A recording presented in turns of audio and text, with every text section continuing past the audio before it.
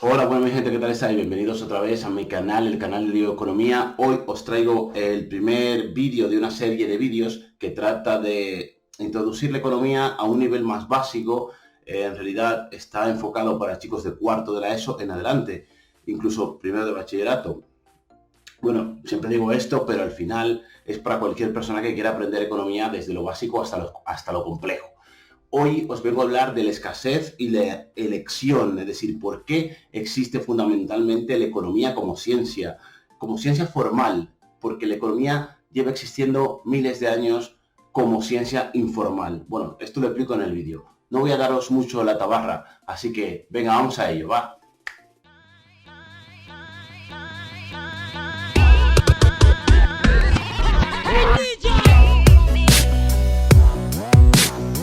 Bueno, pues empecemos entonces.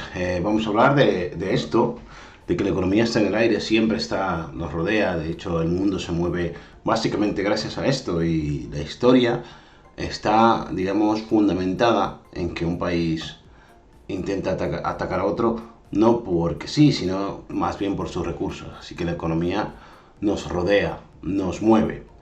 Es lo que nos hace levantarnos y relacionarnos con el entorno, vamos, por decirlo de alguna manera. Bueno, y veremos conceptos como la escasez y la elección, diferenciaremos la escasez de la pobreza, hablaremos de las necesidades humanas, que es un tema interesante porque, bueno, conocemos, entendemos el concepto en términos generales, pero no podemos definir o no nos ponemos a definir hasta dónde pueden llegar estas necesidades. Y también veremos lo que estudia la economía, que es básicamente la unión de estos dos conceptos anteriores, la escasez y la necesidad, y gracias a esta unión existe la economía. Y además hablaremos de cómo elegir, básicamente, que es lo que hacemos diariamente, incluso sin darnos cuenta, incluso por inacción, es decir, cuando no elegimos, estamos eligiendo. Es así de sencillo. Nada, volvemos a repetir escasez, valor y utilidad. Todos estos conceptos los iremos viendo a lo largo de la presentación. También hablaremos de qué es elegir en el margen del análisis marginalista. Es decir, cómo decidimos cuando añadimos una unidad más a nuestras decisiones y si esto es beneficioso para nosotros o no. Tomamos decisiones supuestamente en función de esa racionalidad. Luego hablaremos y veremos cómo se rompe la racionalidad cuando entra la economía del comportamiento. Hablaremos del coste de oportunidad, que es un concepto que me parece interesante, que viene, vamos a sustraer o a englobar todos los conceptos que hemos visto antes, ¿no? El coste de oportunidad, propuesto por Friedrich von Weiser en Economía Social en un año muy lejano, 1914, y la introducción de ese concepto aclara el comportamiento del individuo en términos económicos. Luego veremos también lo que detrae este concepto. Detraemos de este concepto la posibilidad de producción de una economía, o lo que conocemos comúnmente como la frontera de posibilidad de producción. También hablaremos de cómo nos comportamos y cómo nos comportamos gracias a los incentivos, que todos entendemos que es un incentivo en general. Pero lo que me gusta de este tema es que hablamos de los incentivos perversos y los incentivos ocultos, o nudges o empujones sutiles, que son cosas que están ahí y que no sabemos que están ahí y que las hacemos sin más, sin pensar, y muchas veces actúan o actuamos por cuestiones psicológicas, volviendo a lo de la economía del comportamiento. Por eso aquí pone cuidado con los incentivos. Luego también hablaremos del comercio, las razones de su existencia y los tipos de comercio y por qué el comercio es bueno en general y cuáles fueron sus primeros pasos, aunque esto lo detallaremos seguramente en temas posteriores. Pero si es tan bueno, ¿por qué existen barreras al comercio, ¿no? ¿Cuáles son sus bondades y sus desventajas? Y hablaremos también de la ventaja relativa y absoluta, que aquí no aparece la absoluta. Recordaremos a Adam Smith, a David y Ricardo, que son recurrentes en la materia de economía, porque digamos que con ellos empieza, o con Adam Smith, para ser más exacto, empieza lo que conocemos como la economía formal, aunque la economía siempre ha existido. Ya lo veremos cuando hablemos de cómo han contestado a las preguntas básicas, digamos, a los interrogantes básicos de la economía, las diferentes, digamos, sociedades a lo largo del tiempo, desde el punto de vista antropológico. Bien, y por último hablaremos del bienestar y la desigualdad. Aquí hablaremos de qué consideramos bienestar, un concepto también muy filosófico, porque ¿qué es el bienestar? Es bienestar en términos económicos, en términos de esperanza de vida, en términos educativos. ¿Cómo consideramos bienestar? Y veremos qué deficiencias tiene considerarlo solo con el PIB, por ejemplo, con el Producto Interior Bruto. Hablaremos en ese mismo sentido de la desigualdad y cómo combatirla. Y veremos cómo medimos esta desigualdad a través del índice de Gini, que es un índice que propone que cuanto más amplio sea la diferencia, o cuanto más amplia sea la diferencia entre la igualdad y la desigualdad, más, digamos, más desigual es una sociedad. Bueno, esto lo veremos en términos prácticos, más que en términos teóricos, aunque lo veremos también en términos teóricos. En fin, bien, empecemos con este punto, el punto 1 del tema 1, escasez y elección. Vamos a intentar contestar estas preguntas. Cuando yo le pregunto a los alumnos qué creen que es la escasez, hablan de cosas muy básicas como no tener para cubrir tus necesidades básicas. Y eso es una confusión normal y habitual, incluso entre las personas mayores, entender la escasez como pobreza, y la escasez no es eso. La escasez es un término relativo que no depende de la poca o mucha cantidad que haya de un producto. En sentido absoluto, la escasez se da cuando no hay mucho de algún producto, pero en sentido económico, que es donde estamos, si no hay demanda, no hay escasez. Por ejemplo, yo que sé, los tréboles de 5 hojas. Todos entendemos que en términos absolutos hay muy pocos, pero desde el punto de vista económico no sufre escasez. ¿Por qué? Porque no hay un mercado donde se venda y se compre tréboles de 5 hojas. No hay una necesidad social de demandar tréboles de 5 hojas. Y como no hay una necesidad social, no es un problema para la economía. Por ejemplo, si comparamos los tréboles de 5 hojas con estos bolis Bic o lo que sean, da igual, podríamos decir, ¿cuál es más escaso? En términos absolutos, es el trébol. Pero en términos relativos, desde el punto de vista de la economía, diremos que lo que verdaderamente sufre escasez son los bolis, porque los bolis son demandados por alguien. Se han producido porque alguien lo ha demandado. Entonces, estos sufren escasez. ¿Cuál es más escaso? Como ya he dicho, no existe un mercado de tréboles de 5 hojas, no hay necesidad, no hay demanda, no hay escasez en sentido económico, y por eso es un término relativo que depende de la demanda. Y el precio es el medidor de la escasez. Como los bolis sí que tienen un precio, vemos desde el punto de vista económico que sí sufren escasez. Bien, por lo tanto, si hemos entendido lo anterior, entenderemos la diferencia fundamental entre los dos conceptos siguientes, que es lo que he mencionado al principio. La escasez es un término relativo que depende de la necesidad, de la demanda de un producto. Si hay demanda, hay escasez. Que no es lo mismo que esto. Que la pobreza es un término absoluto que indica que los individuos no pueden cubrir necesidades básicas o vitales, como la comida, el agua, el abrigo. Si una persona no tiene comida, no tiene agua, no tiene abrigo, está sufriendo pobreza, evidentemente. Aunque también incluye escasez, pero no son sinónimos. Pueden ser afines, pero no sinónimos. Esto me gustaría dejarlo claro, porque siempre genera confusión. Bien, todos sufrimos escasez, pero no todos sufrimos pobreza. Incluso Cristiano Ronaldo tiene necesidades, demanda cosas, pero una persona pobre no puede cubrir las necesidades básicas. Ahí radica la diferencia. Entonces, pasemos al siguiente concepto también muy importante, que es la necesidad. Bueno, esto se estudia también desde el punto de vista psicológico y filosófico. Y es una sensación psicológica y que depende de la personalidad de cada individuo. Esto es importante. La necesidad puede ser un deseo o puede convertirse realmente en una necesidad dependiendo de la intensificación que el individuo sienta de cubrir esa necesidad. Es decir, yo puedo desear unas zapatillas. Si deseo unas zapatillas, está en la lista de deseos. pero no se ha convertido en una necesidad porque la intensificación no es suficiente. Diremos que es necesidad, se convierte en necesidad cuando hay unas ganas, un deseo fuerte de satisfacer esto, porque lo necesito, porque las que tengo están rotas o porque ando descalzo. Entonces, dependerá de la intensificación de esa necesidad. Por eso debemos definir claramente qué es necesidad y qué no, aunque eso depende de cada individuo, como ya he dicho antes. Bien, lo dicho, sensación de carencia, siento que me falta algo, más el deseo de satisfacerlo. Quiero satisfacer esa sensación, quiero quitarme ese malestar de no tener esas zapatillas, quiero quitarme ese malestar de tener hambre o quiero quitarme ese malestar de tener sed. Han de cumplirse estas dos condiciones para decir que es una necesidad. Tenemos tipologías de necesidades, según su importancia para la supervivencia, por ejemplo. Por ejemplo, tenemos vitales o primarias. Todos entendemos que son aquellas necesidades que han de ser cubiertas para la subsistencia. Y solo para la subsistencia.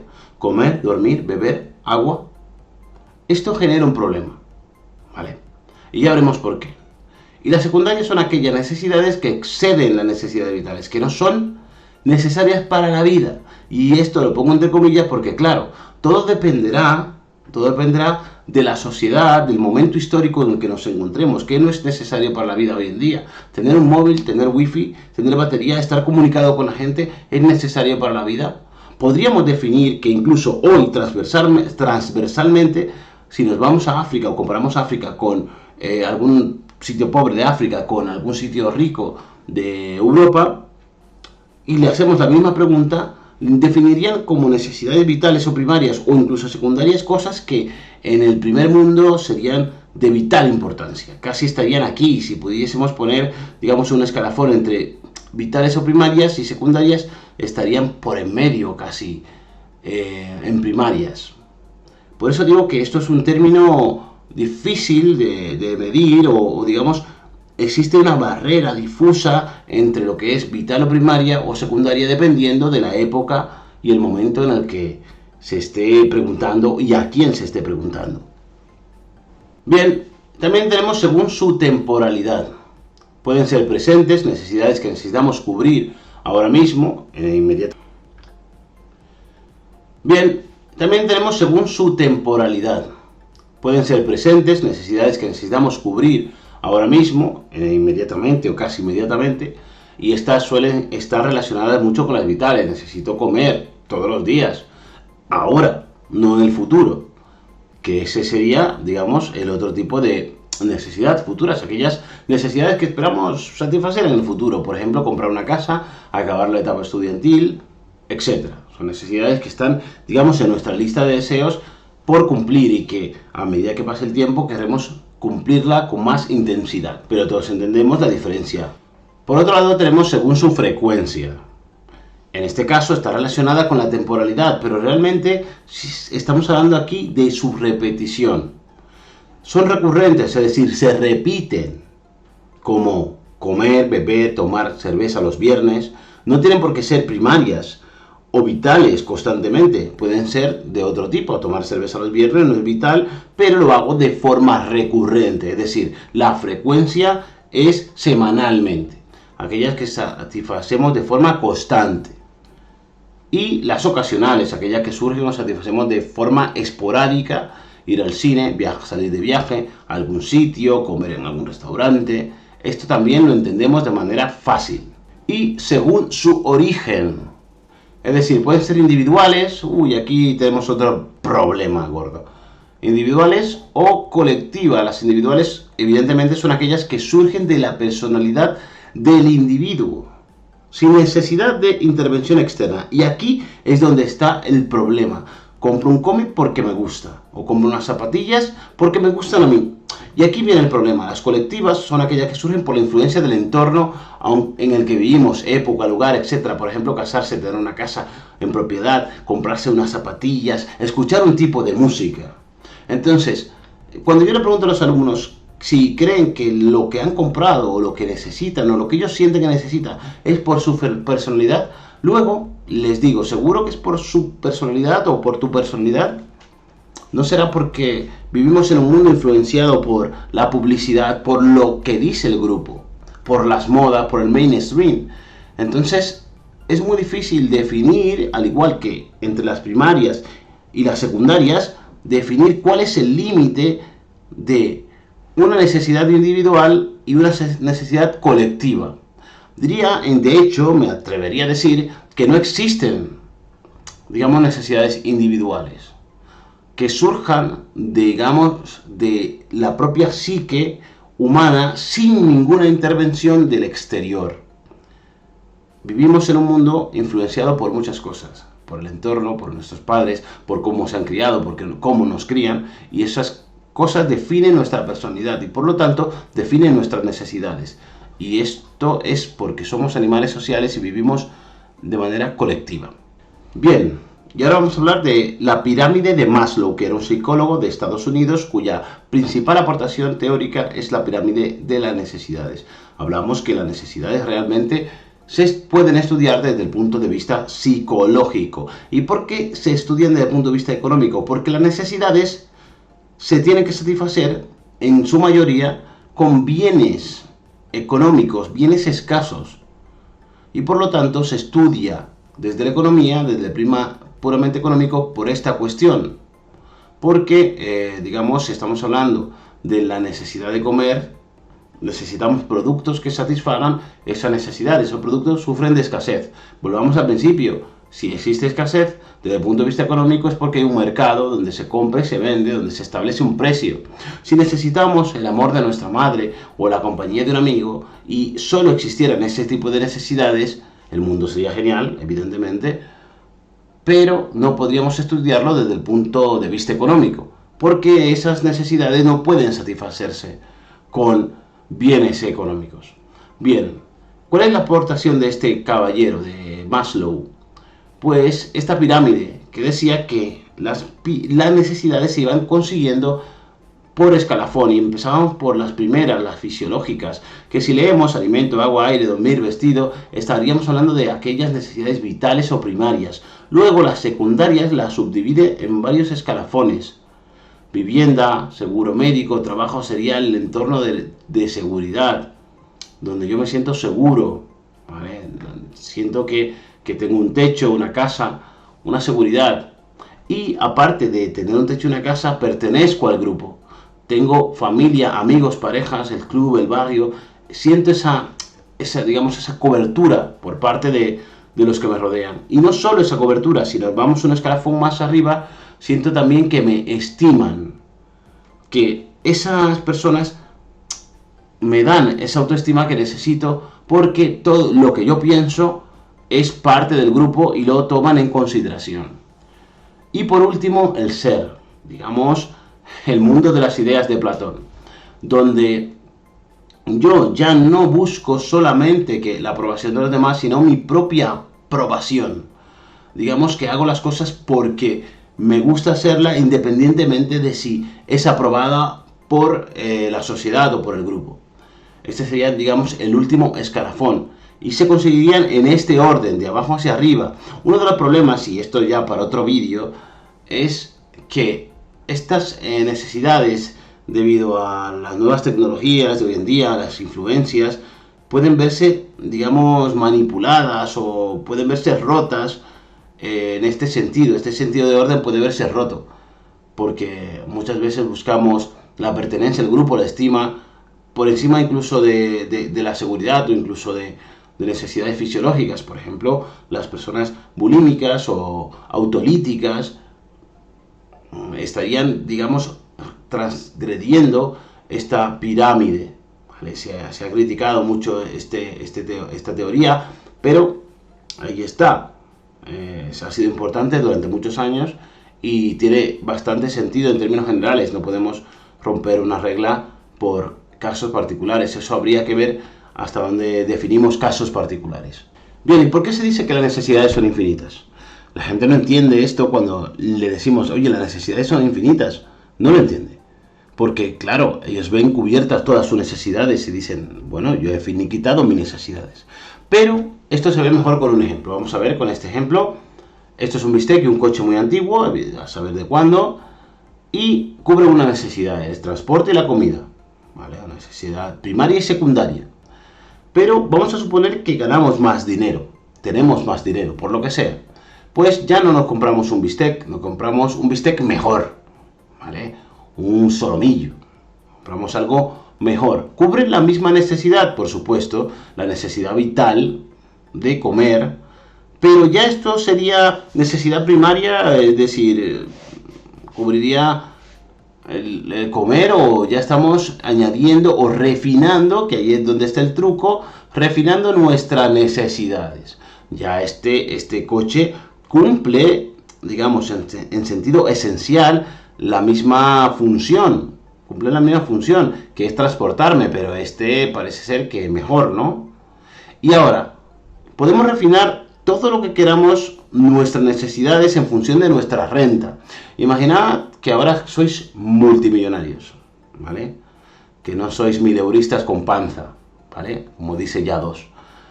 Tenéis mucho dinero. Y la cuestión es que vais al restaurante de Salvaes, donde por 6.000 euros podéis echarle o podéis pedirle al chef que os traiga la sal, la eche de esta manera y además corte la carne y os la ponga en la boca con una lámina de oro. ¿Sí? ¿Está cubriendo la necesidad de comer? Sí. ¿Podríamos decir que es una necesidad vital o primaria? Pues no. Evidentemente, porque estaríamos, digamos, satisfaciendo otro aspecto, el ego, el estatus, al igual que el coche. Este coche me transporta, pero me da un prestigio. Por eso las necesidades son infinitas y varían o refinamos en función de nuestra capacidad monetaria o capacidad adquisitiva. Es básicamente esto. Bien, y como ya decía, se dice que las necesidades son infinitas porque tienden a refinarse cada vez más, ya sea por la filosofía de consumo, los avances o el crecimiento de la renta, sobre todo por esto último. Bien, aquí el concepto del bien, que es, digamos, un artículo, tiene asociado un concepto de utilidad, que es básicamente las expectativas o la capacidad de cumplir su cometido. Es decir, si nos vamos al filete o nos vamos a un móvil, por ejemplo, un móvil, que es fácil de ver. ¿El móvil sirve para qué? ¿Para qué sirve el móvil? Hagámonos esta pregunta: ¿para llamar, ser llamado, para estar en contacto con los nuestros? Bien, si es para eso, ¿por qué necesitamos una cámara más? ¿Por qué necesitamos, digamos, un borde de aluminio? ¿Por qué necesitamos un botón más? ¿O unos centímetros o milímetros más? ¿Para qué? Entonces, la utilidad, digamos que es la expectativa básica de que cumpla su cometido. Pero esto es un término relativo también, porque la utilidad depende del individuo. A mí me es útil un ordenador portátil, pero a otra persona no le es útil porque no cumple las expectativas que él necesita que cumpla para cumplir, valga la redundancia, el cometido que está pensando. Entonces, a esta utilidad le damos un valor. La intensificación de la utilidad le damos más valor a un bien más útil que otro. Puedo tener dos bienes, pero considero que uno es más útil que otro por lo que sea. Y luego tenemos el precio, que es la representación de ambas cosas anteriores. Digamos, la representación monetaria del valor y la utilidad que nosotros le damos a un móvil. ¿Estamos dispuestos a pagar 500 euros más, 300 euros más porque tengo una cámara, ese móvil? Ya sabéis en qué móvil estoy pensando. ¿Es útil? ¿Ese valor está bien definido? ¿Ese precio está bien definido? ¿Esa representación está bien definida? Esa es la cuestión. Tenemos que pensar, ser racionales en teoría, para definir si la utilidad que yo le doy y el valor que le doy a su utilidad es bien representada por el precio y si estoy dispuesto a pagar por eso. Bueno, esto se ve bien en esta paradoja, no quiero hacer spoiler. Estáis en un desierto donde no hay nada, es este vasto desierto inhóspito, y veis un diamante. Ahora mismo, desde vuestro sofá o vuestro sillón gaming, diríais: ¡wow! ¡Qué bueno! Un diamante. Pero estáis a punto de morir y encontráis una botella de agua. Una botella da igual, los litros que sean, 5 litros. Me es indiferente. ¿Qué tiene más valor? ¿Qué tiene más valor? en esta circunstancia, contexto, a punto de morir. Y solo puedes elegir uno. ¿Qué tendría más valor? Evidentemente, yo me iría por el agua, porque es una cuestión de vida o muerte. Y un diamante, cuando esté muerto, no me va a servir. Por lo tanto, fijaos cómo en un contexto como el que acabo de plantear, adquiere más valor, más utilidad y por lo tanto incluso más precio el agua que el diamante. Entonces, visto todo esto, lo que tenemos que preguntarnos qué es la economía y por qué existe, aunque ya lo vamos dilucidando de lo que hemos visto anteriormente. Vale, vamos a poner un poquito de imaginación a este momento. Vamos a imaginar que vivimos aquí en esta foto, que es una foto que te presentan siempre los testigos de Jehová para convencerte del paraíso, ¿no? Eso es, vamos a pensar en el paraíso. Imaginemos el paraíso, donde todo es posible. No existe la muerte, no hay hambre, no hay límites. Importante esto. Puedes pedir todo lo que quieras, en la cantidad que quieras, sin tener miedo. Existen recursos infinitos. Esto también es importante. Es decir, da igual lo que pidas, cuánto y cómo lo pidas y para quién lo pidas. También importante esas últimas 3 preguntas. Recuerda, no hay límites, ni en su extracción, ni en el proceso de fabricación. No hay coste alguno para nadie, para ninguna persona, ni para la naturaleza, es decir, no hay coste ecológico. Vamos, es el paraíso. Ahora quiero que penséis en esto, reflexionar sobre esto. Vale, en dicha situación podrías contestar las siguientes preguntas. ¿Qué producimos? ¿Cómo producimos? ¿Y para quién producimos? Este es el momento de darle pausa al vídeo. Intentar contestar estas 3 preguntas que son los interrogantes básicos de la economía. ¿Qué producimos? ¿Cómo producimos y para quién? ¿Tendría sentido en una situación planteada como lo hemos planteado contestar esta pregunta? Bueno, pues si no le daba pausa o le daba pausa, da igual, está claro, todos entendemos que da igual, que es el paraíso. No tendría sentido plantearse esa pregunta, no tendría sentido plantearse nada. Entonces, no existen limitaciones para cubrir necesidades infinitas y por lo tanto se podría producir todo en cualquier cantidad y de hecho no existiría ni precio, ni la escasez, ni la pobreza, ni ningún concepto asociado a la economía, porque daría exactamente igual. Bien, pues aquí tendríamos que tener en cuenta 2 conceptos importantes para la economía y básicamente la economía existe gracias a la unión de estos 2 conceptos.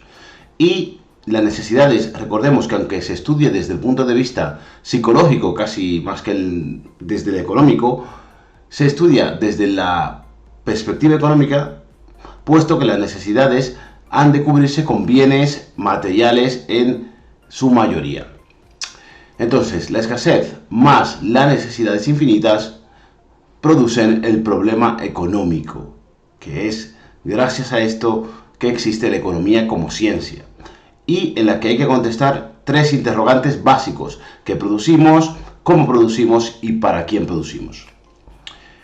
El objetivo de la economía, ya sea de manera formal o informal, es dar respuestas a estas preguntas. Trata de cómo se relacionan los individuos con el entorno que les rodea.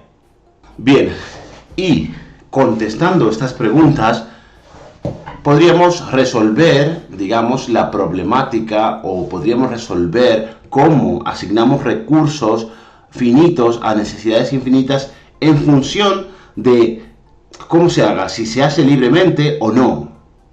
Me explico.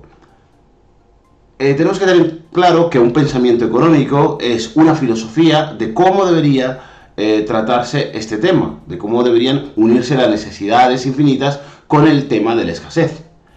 Y luego el sistema económico es, digamos, la puesta en práctica de esa teoría, la realidad. Esa sería, digamos, la diferenciación entre pensamiento económico y sistema económico. Ahora bien, podríamos dar respuestas a estas 3 preguntas desde distintos sistemas económicos que se han dado a lo largo de la historia. Por ejemplo, economías arcaicas, forrajeo, caverna, de no mercado, para incluirlas a todas. Y economías de mercado que en un mundo capitalista o, digamos, pseudocapitalista tenemos que ver esto porque podemos decir que el capitalismo está en un extremo y la centralización a otra, pero los países se mueven en rangos medios. Muchas veces hay mucha influencia del Estado en el mercado y muchas veces también en otros países hay poca influencia del Estado en el mercado. Entonces no es puramente capitalista el mundo ni tampoco puramente centralizado. Está la economía centralizada o planificada por el Estado en su totalidad, y también podríamos responder estas preguntas a través de la costumbre. Tenemos las economías arcaicas. ¿Cómo que producían? Pues lo que la naturaleza le ofrecía. La naturaleza le ofrecía frutos, peces, animales, pieles de los animales que cazaban. ¿Cómo lo hacían? ¿Qué herramientas utilizaban?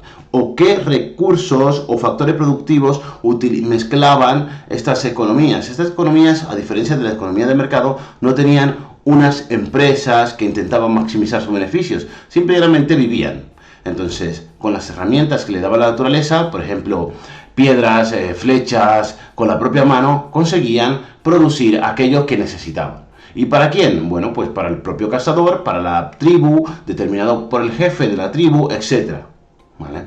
Aquí había un mando que distribuía esta caza o esta recogida de frutos, peces y animales, ¿no? En la economía de mercado, que es la que conocemos, se define qué producir a través de la demanda de los individuos. Nosotros, cuando demandamos un bien, las empresas se dan cuenta de esto, intentan producirlo para sacar un beneficio de esa necesidad que tenemos nosotros. Puesto que si no tuviéramos necesidad de algún producto, ninguna empresa estaría dispuesta a producirlo, porque evidentemente no tendría compradores. Esto tenemos que entenderlo, y lo entendemos de manera, digamos, intuitiva. ¿Cómo producir? Pues evidentemente esas empresas van a producir zapatillas que necesitamos, y lo van a hacer de la manera más eficiente posible, utilizando los recursos de calidad suficiente, los trabajadores en su cantidad suficiente o las máquinas en su cantidad suficiente, como para obtener el máximo beneficio, y que al poner trabajadores, pagar salarios o, digamos, amortizar máquinas, le salga lo menos posible en costes, quiero decir, y por lo tanto maximizar su beneficio. Es decir, ser lo más eficientes posibles. Esa es la idea de cómo producir en una economía de mercado. ¿Y para quién? Aquí no hay un ente que determine a quién va a ir esa producción, a menos que estemos en economías centralizadas. Aquí lo determina el mercado. El libre del juego de la oferta y la demanda. Esto lo determinará el precio. El precio es el medidor de la escasez. Cuando algo está muy demandado, evidentemente todos entendemos que ese precio será más alto. Entonces, quien pueda pagar este producto será quien pueda acceder a él. En economías centralizadas, lo que dice el Estado es lo que se produce. Digamos que se produce en función de las necesidades sociales y no de las necesidades individuales.